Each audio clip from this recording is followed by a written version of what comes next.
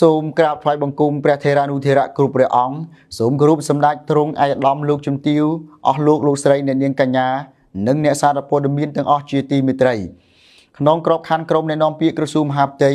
នៅពេលនេះខ្ញុំបករណាខ្ញុំសូមធ្វើសេចក្តីសង្ខេបព័ត៌មានស្តីពីផលប៉ះពាល់លើតំបន់ស៊ីវិលការស្លាប់ការរបួសប្រជាពលរដ្ឋស៊ីវិលនិងការគាំពៀប្រជាពលរដ្ឋភាគឹកពីអំពើឈ្លានពានរបស់ថៃលើដែនអធិបតេយ្យរបស់កម្ពុជាដោយគិតត្រឹមរង្វង់ម៉ោង7យប់ថ្ងៃទី10ខែធ្នូឆ្នាំ2025នេះទី1ខេត្តឧត្តរមានជ័យខេត្តឧត្តរមានជ័យកងទ័ពថៃប្រើប្រាស់អាវុធធុនធ្ងន់និងយន្តហោះចម្បាំងទម្លាក់គ្រាប់ចូលទីតាំងភូមិសាស្ត្រក្រុងសំរោងចំនួន168គ្រាប់បណ្ដាលឲ្យឆេះអគារក្រុមហ៊ុនលឹមហេងនៅភូមិអូស្មាច់ឆេះផ្ទះប្រជាពលរដ្ឋប៉ះពាល់សាលាឆាន់វត្តប្រាសាទផ្អុង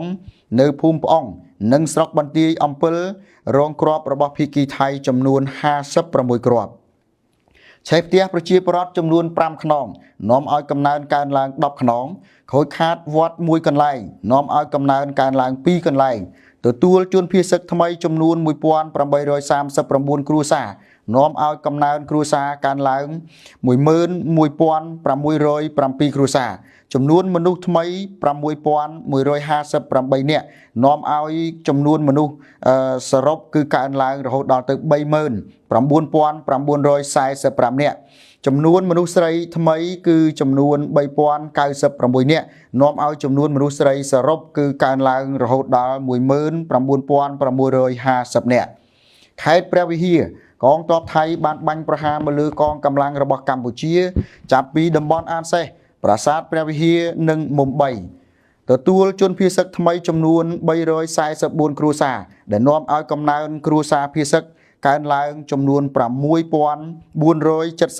គ្រួសារចំនួនមនុស្សថ្មីស្មើនឹង751នាក់ដែលនាំឲ្យចំនួនមនុស្សសរុបកើនឡើងរហូតដល់22390នាក់ចំនួននារីថ្មីចំនួន936នាក់ដែលនាំឲ្យកំណើនកើនឡើងផ្នែកនារី12705នាក់ចំពោះในកន្លែងផ្ដល់សេវាសុខាភិបាលចំនួន14កន្លែងឬใน16កន្លែងនៅក្នុងស្រុកជាំខ្សានត្រូវបានបិទទ្វារបណ្ដោះអាសន្ននេះគឺជាតួលេខដែលបានប្រកេនក៏ដូចជាជំរាបជូនពីរុស្ស៊ីលម្ដងហើយដែលក្នុងនោះគឺមានមន្ទីរពេទ្យបង្អែក1កន្លែងមណ្ឌលសុខភាព12កន្លែងនិងប៉ុស្តិ៍សុខភាព1កន្លែងសាលារៀនវិញគឺគ្រប់កម្រិតសិក្សានៅក្នុងស្រុកជាំខ្សានចំនួន61កន្លែងត្រូវបានបិទនៅក្នុងនោះគឺមានវិទ្យាល័យចំនួន3កន្លែងអនុវិទ្យាល័យ9កន្លែងបឋមសិក្សា47កន្លែងនិងមត្តេយ្យសិក្សា2កន្លែងបាទចូលមកដល់ខេត្តពោធិ៍សាត់វិញម្ដងខេត្តពោធិ៍សាត់គឺនៅវេលាម៉ោង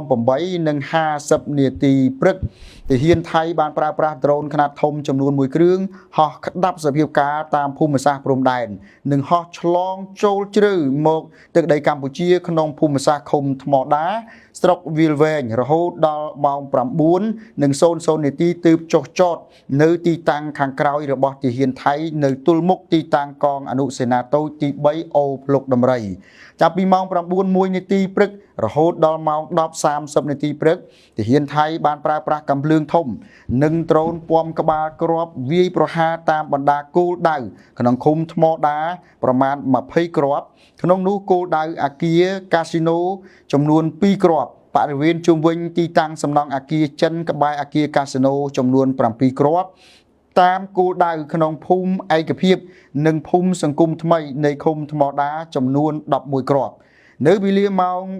15:40នាទីរសៀលដ្រូនខ្នាតធំពំក្បាលគ្រាប់ទម្លាក់នៅតំបន់អូភ្លុកដំរីធ្វើឲ្យឆេះនិងខូចខាតសំណង់អគារមួយចំនួនតាមគោលដៅបានទទួលជនភៀសថ្មីចំនួន56គ្រួសារដែលនាំឲ្យកំណើនសរុបរហូតដល់697គ្រួសារចំនួនមនុស្សថ្មីគឺ127នាក់ដែលនាំឲ្យកំណើនសរុបមកដល់ពេលនេះគឺ2023នាក់ស្រីចំនួន70នាក់អ្នកថ្មីដែលនាំឲ្យចំនួនសរុបនារីគឺ1059នាក់ខាងរដ្ឋបាលខេត្តបន្តសម្របសម្រួលជនភៀស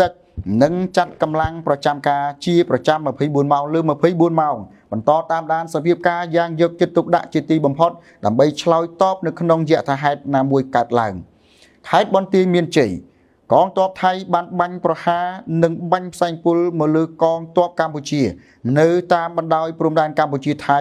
មានភូមិជោគជ័យនិងភូមិព្រៃច័ន្ទឃុំអូ3ជាន់ស្រុកអូជ្រៅភូមិលបើកស្វាយភូមិដៃជោភ្នំឆាត់ឃុំស្វាយជែកនិងឃុំស្លក្រាមស្រុកស្វាយជែករហូតដល់តំបន់បឹងត្រកួនភូមិត្រពាំងសំរោងភូមិសាមគ្គីភូមិផ្លូវបំបែកភូមិបន្ទាយមានរិទ្ធភូមិគោកព្រិច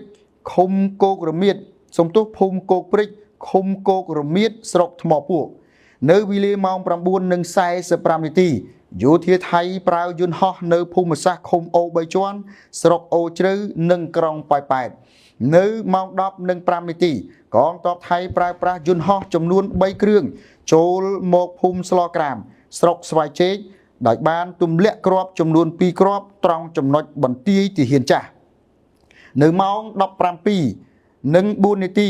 កងទ័ពអាកាសថៃបានប្រើប្រាស់យន្តហោះទម្លាក់គ្រាប់ចំនួន3គ្រាប់នៅចំណុចភូមិការ៉េ2ឃុំប៉ោយចាស្រុកភ្នំស្រុកទទួលជនភៀសសឹកថ្មីចំនួន 12,544 គ្រួសារដែលនាំឲ្យកំណើនគ្រួសារភៀសសឹកសរុប 22,799 គ្រួសារហើយមនុស្សថ្មីចំនួន 44,203 នាក់ដែលនាំឲ្យចំនួនមនុស្សសរុបឡើងដល់ 8,447 នាក់ចំនួនមនុស្សស្រីថ្មីគឺមាន 23,415 នាក់ដែលនាំឲ្យចំនួនសរុបកើនឡើងរហូតដល់ទៅ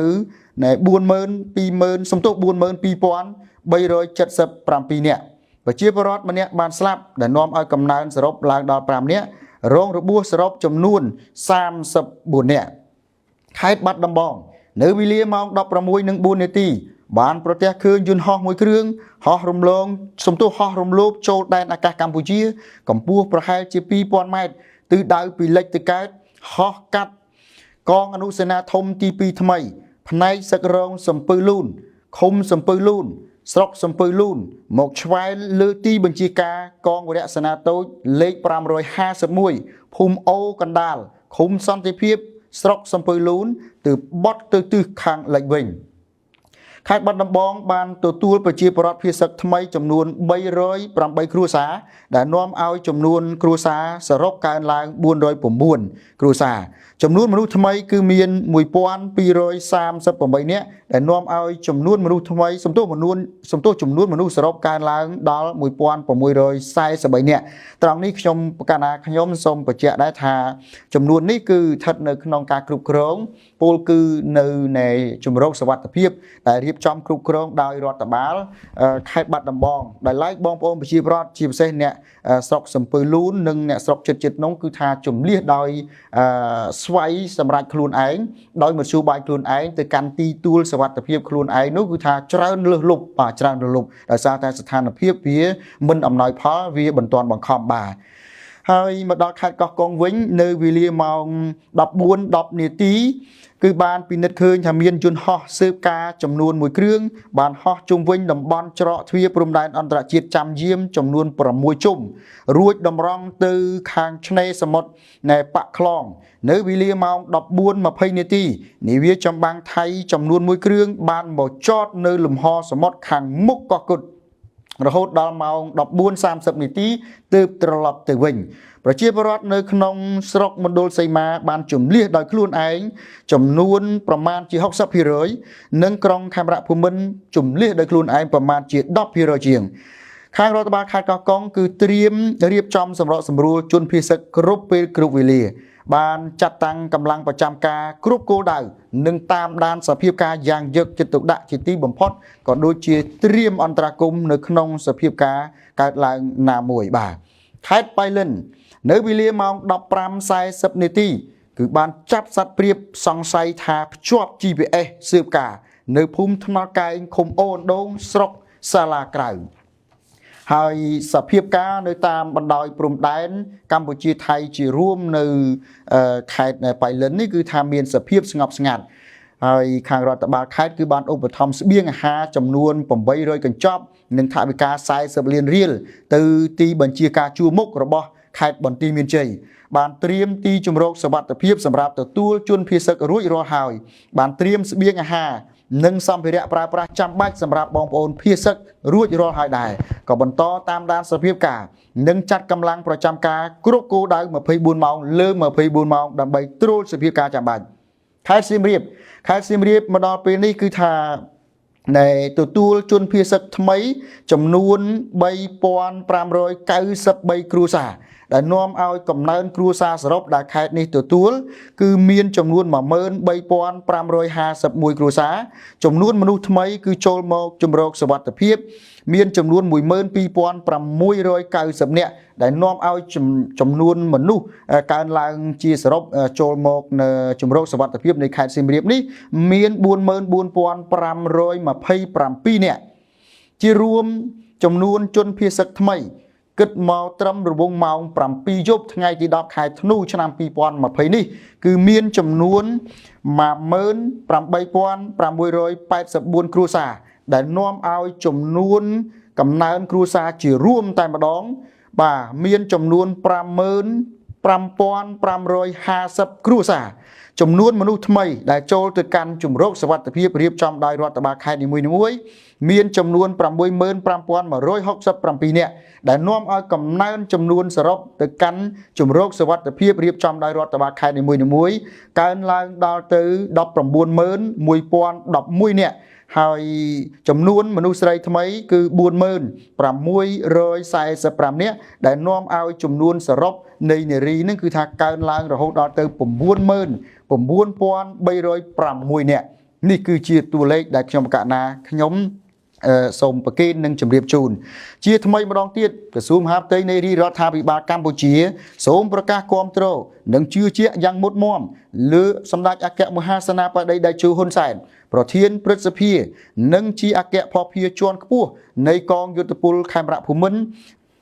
និងសម្ដេចមហាបវរធិបតីហ៊ុនម៉ាណែតជានាយករដ្ឋមន្ត្រីដ៏អង់អាចស្វាហាប់ប្រតិភិនរបស់ជាតិនិងប្រជាជនកម្ពុជារហូតមកដល់ពេលនេះកងកម្លាំងកម្ពុជាទាំងកងយោធពលខេមរភូមិន្ទនិងនគរបាលការពារព្រំដែនចំណុះក្រសួងមហាផ្ទៃ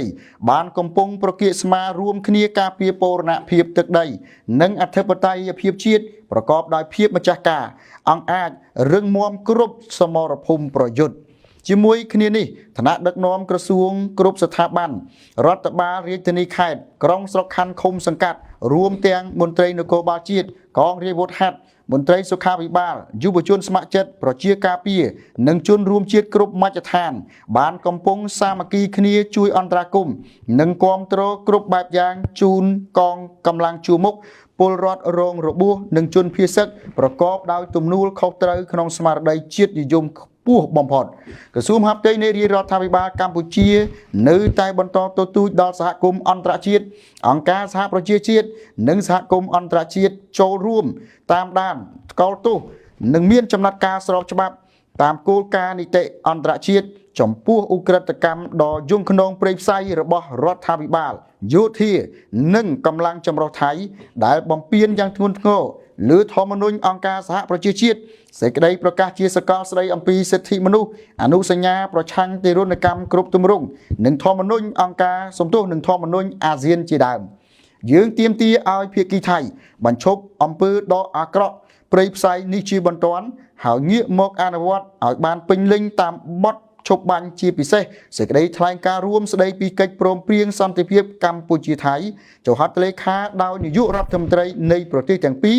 ដោយមានប្រធានាធិបតីសហរដ្ឋអាមេរិកនិងនាយករដ្ឋមន្ត្រីម៉ាឡេស៊ីចុះហត្ថលេខាជាសាក្សីព្រមទាំងការថ្លែងសារស្វាគមន៍គាំទ្រពីមិត្តបរទេសនិងសហគមន៍អន្តរជាតិនានាជាច្រើនផងដែរ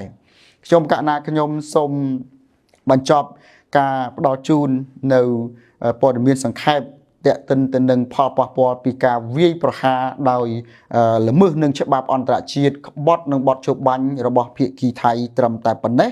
ហើយខ្ញុំកណាខ្ញុំនិងក្រុមការងារនឹងធ្វើ